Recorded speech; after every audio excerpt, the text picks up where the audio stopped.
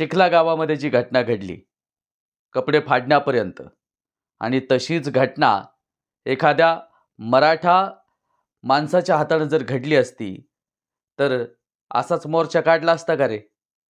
अरे काय बांडगुळांनो, किती जातीवाद कराल आणि जातीवादी आम्हाला म्हणता. आमचा अंतर्वलित मोर्चा सुरू, आणि तुम्ही सुरू कुठं केला? कारण जातीवादानं फोपावलेला तू आहेस, आणि तुझा तो कोण म्होरक्या आहे ना, कधी ज्ञानेश्वरीताई मुंडेंच्या घरी गेला नाही.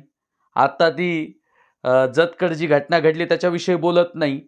म्हणजे फक्त मराठा आणि इतर वाद पेटवायला तू रस्त्यावर उतरतो. मराठे तिथं कुणाला मारण्यासाठी किंवा काही करण्यासाठी आले नव्हते.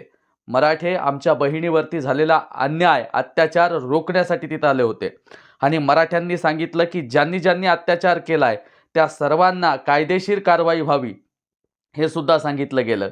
आणि तुमचा तो सरपंच कोणाकोणाला भेटला, कोणाकडून चिठ्ठी लिहून घेतली आणि खोटे नाटे आरोप करायला सुद्धा रस्त्यावरती आला.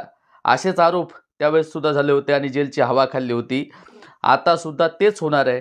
चांगलं जेलचं हवा खाणार आहे आणि चांगलं बुच्चन पण त्याला सुद्धा लागणार आहे. किती मोर्चे काढले किंवा तुमच्या अंगात आलं किंवा थै थै नाचले तर काहीही फरक पडत नाही.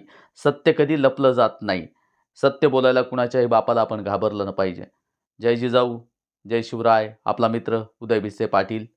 धन्यवाद मित्रांनो.